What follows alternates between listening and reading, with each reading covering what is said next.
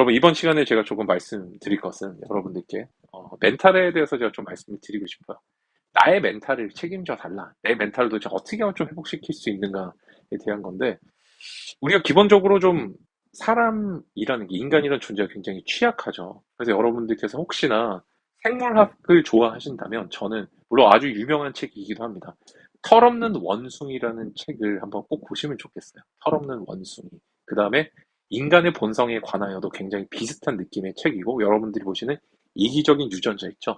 이 세 책을 함께 읽어보시면은 뭔가 내가 인간의, 동물로서 인간에 대해서 이해를 많이 하실 수 있으면서 뭐를 또 하나 알 수 있냐면은, 생각보다 우리가 사고하고 먹고 그다음에 뭐 이렇게 생활하는 많은 양식들이, 우리는 문명인이라고 생각하고 문화인이라고 생각을 하지만 실제 그 과거에 우리가 철없는 원숭이 시절부터 지금까지 크게 달라진 게 없다는 걸 잘 분석을 좀 해둔 책입니다. 어떤 문화화가 된 것들이 그렇게 오랜 역사를 가지진 않는다.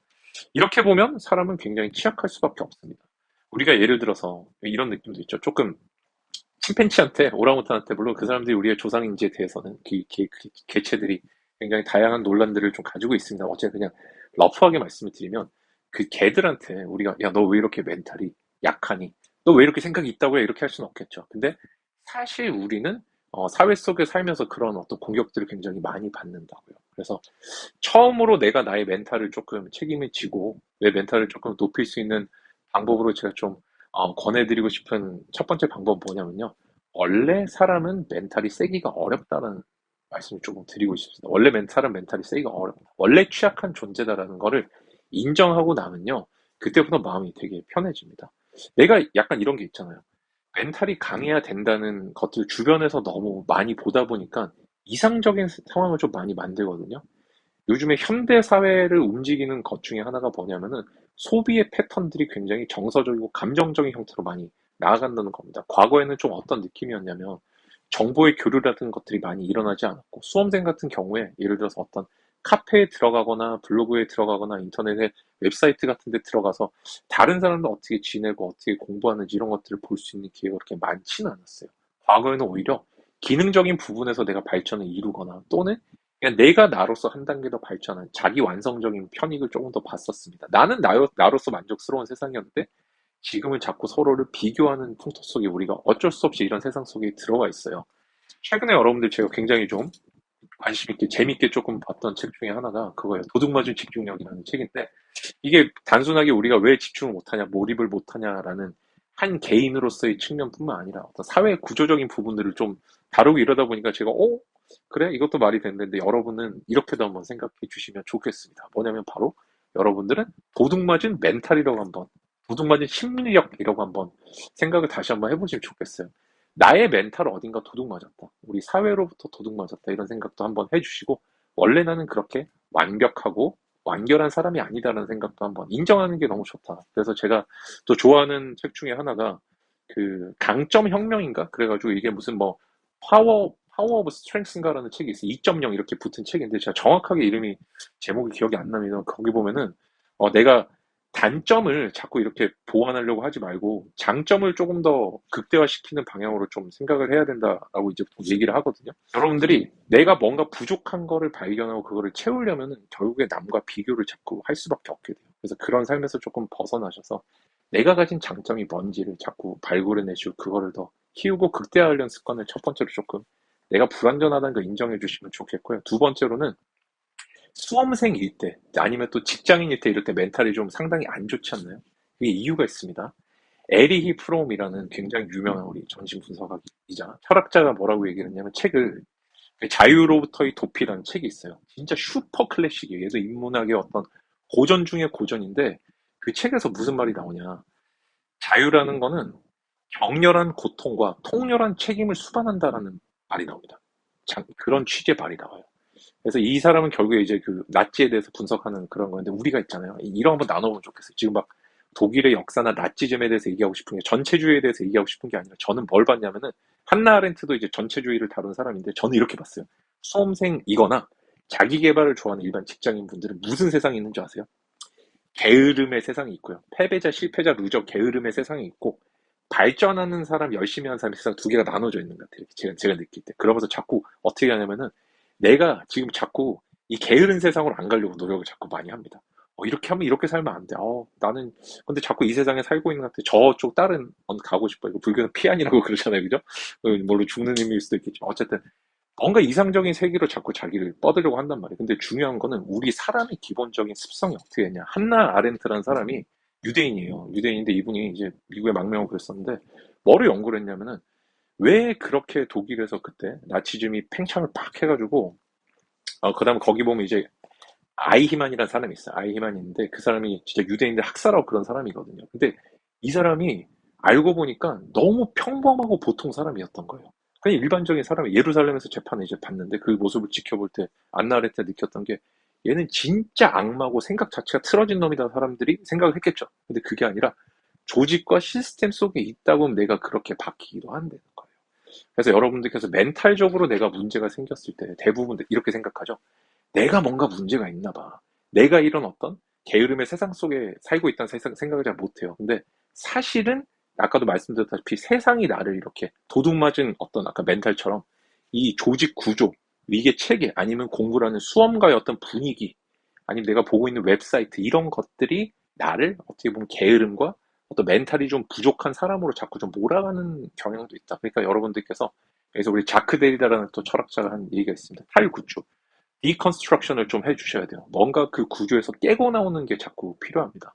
내가 멘탈이 안 좋다는 거는 과거의 나든 아니 외부로부터의 나든 아니 외부의 조건으로부터의 나든 뭔가랑 자꾸 비교를 하고 그 속에서 상처를 받는 그런 느낌이거든요. 누군가가 나를 줄을 세웠고 야 너는 뭐 왜 이딴 식이냐 예를 들어 일을 잘 못한다고 핀잔을 내가 받았다든지 아니면 내가 모의고사를 쳤는데 성적이 안 나오는데 이럴 수 있잖아요. 그럴 때 쿨하게 마음속으로 빡 한 방 날리세요. 진짜로. 오늘 점수를 내가 만약 모의고사 쳤는데 시험 성적이 안 나왔을 그럼 어떻게 한다? 이거는 출제한 놈 잘못이다. 이렇게 진짜로 그렇게 생각하세요. 물론 집에 와서 통렬한 반성을 해야 됩니다. 뭐 시험을 못 친 데 대한 나의 피드백은 정확해야겠죠. 그렇지만 그 순간에 내가 등수화 되지 마시라는 거예요. 내가 뭔가 예를 들어 100명 중에 80등 했어요. 그러면은 내가 80등짜리 인간이라 생각하지 마세요. 그거는 오늘 그냥 점수가 80등 점수가 그렇게 나온 것 뿐이에요.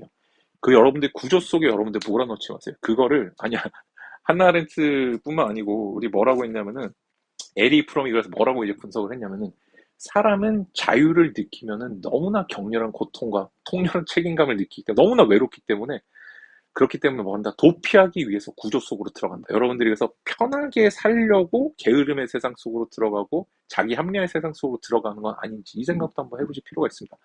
멘탈이 안 좋다는 건요. 다르게 생각은 뭔지 아세요? 나는 무한하게 지금 발전하고 있는 사람이다. 나는 나의 선택에 따라, 이 사르트 안가주망이라고 표현하잖아요. 그죠? 나의 선택에 따라 내가 지금 나의 세상을 창조해 나가고 있어. 나의 이윤규라는 월드를 창조하고 있는데, 내 인생은 개척해 나가고 있는데, 당연히 힘들고 고통스럽고 외롭고 책임감이 무지하게 따를 수밖에 없다. 이때 편하게 하려면 어떻게 한다? 그냥 놀고 먹고 편하게 술 먹고 자고 쉬고 그러면 돼요. 그럼 이제 발전이라는 게 없겠죠. 그래서 과연 내가 멘탈이 안 좋은 사람인지에 대해서 그 자체에서 벗어나서 여러분들이 생각을 좀 많이 해주시면 좋겠다는 겁니다. 그래서 사회가 나에게 어떤 매긴 그런 등수나 가치 같은 것들을 좀 초연해주고, 아까 이제 어떤 분께서 질문을 맨날 그렇게 할 수는 없잖아요. 이렇게 말씀하셨는데, 그때는 물론 이제 방향전환을 조금 한번 잘 보셔야죠. 메타커그니션 잘해주셔야 되는데, 메타인지를 내가 진짜로 공부법이 너무 형편없어서 맨날 점수가 안 나오는 거면은, 그때는 공법 자체를 바꾸셔야겠죠. 지금 그 성윤 성공님께서 오래 공부를 못하는 이유도 멘탈이 약한 이유죠 이렇게 물어보셨는데 그건 절대 아니에요. 내가 오래 공부를 못한 이유 내 마음의 배터리가 좀 낮아서 그렇습니다. 용량이 적어서 그렇습니다. 그럼 자주 충전해서 하시면 돼요. 20분 공부하고 10분 쉬시고 그러면 되지. 모든 걸 여러분들 멘탈 탓을 하지 마세요. 왜 뭐가 안 되면 다 내 멘탈이 안 좋고 멘탈, 의지, 뭐 동기부여, 뭐 의지박약 이런 표현 자체를 쓰지 마세요. 사람은 자신이 쓰는 말에 자꾸 영향을 받게 돼 있습니다. 이걸 프라이밍 효과라고 그럽니다. 그래서 아까 이 데니얼 카너만이라는 우리 또 노벨 경제학상을 받으신 분이 연구를 한 책이 나와 있어요. Thinking Fast and Slow라는 책에 나오는데 내가 쓰는 말이 나의 어떤 행동이라는 인식을 자꾸 좌우를 합니다. 그래서 여러분들이 자꾸 뭉뚱그려서 보지 마시고 그 다음에 세상은 제가 여러분들께 자꾸 독서라고 권장해드린 이유가 뭘까요?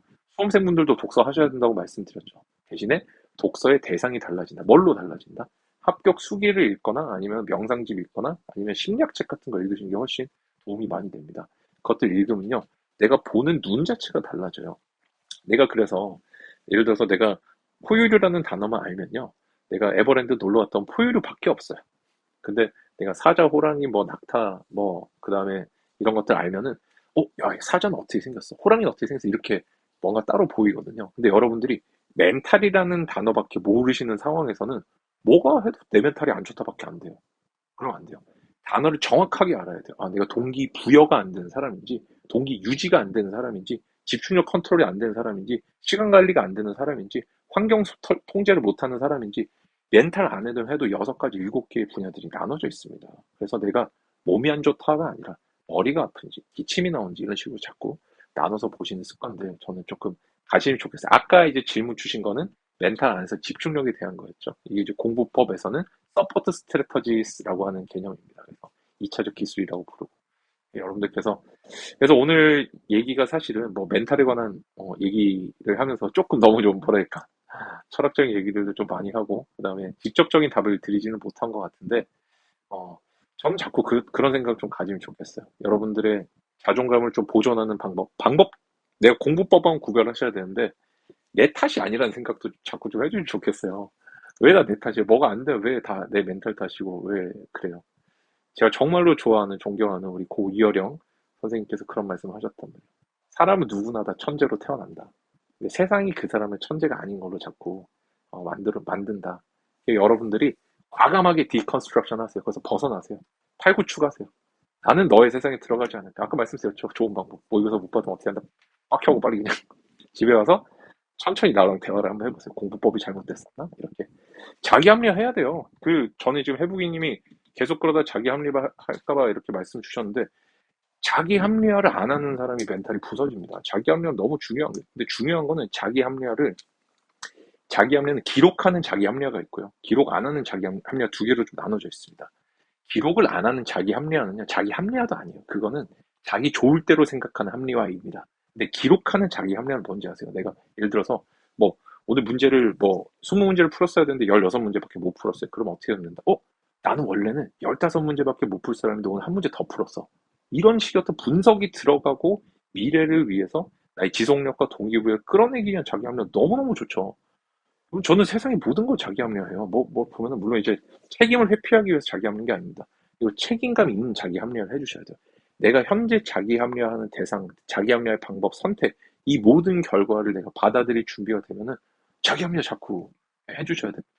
그런 여러분들이 그래서 뭔가 이렇게 무조건 뭐가 나쁘다라는 편견이나 고정관념을 갖지 마시고 사고를 열고 보시면은 되게 더 멘탈이 훨씬 더 좀 좋아져 있지 않을까 그렇게 생각을 합니다. 그리고 저는 굉장히 항상 외는 주문이 있어요. 저만의 약간 주문인데 뭐냐면은 저는 무조건 이렇게 생각해요. 내가 걸어다니면서 저는 다른 영상에서 말씀드렸는데 나는 내가 세상의 왕이라고 생각합니다. 저는 진짜. 내가 세상의 왕이다. 내가 세상의 왕이다. 아무 것에서도 나를 멘탈이 침범받지 않도록 자꾸 이렇게 되뇌입니다. 물론 세상은 이제 문제가 뭐냐면 나보다 센 왕이 존재를 하는 거죠. 나의 멘탈을 박살. 직장생 같으면은 상사들 막 나를 박살내고 수험생 같으면 나보다 공부 잘하는 왕도 있고 그렇지만 중요한 거는 여러분의 세상에서 여러분이 왕이어야 돼요. 이게 시건 방지게 살라 이 뜻이 아니에요. 내가 구축하는 나의 세상 속에서는 내가 모든 것들을 컨트롤하려는 느낌이 가지고 물론 그렇게는 안 되죠. 그런 생각들을 자꾸 가져주셔야만 내 삶의 주도권을 가지고 있을 수 있다고.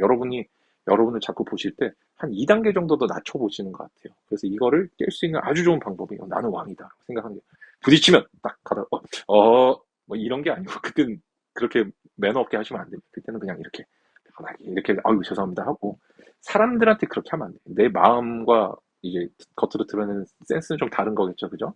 그래서 여러분들이 그런 생각들을 조금 가지고 계시면 좋겠어요. 아무것도 나를 침범할 수 없다는 사고들 가져주시면 좋겠습니다.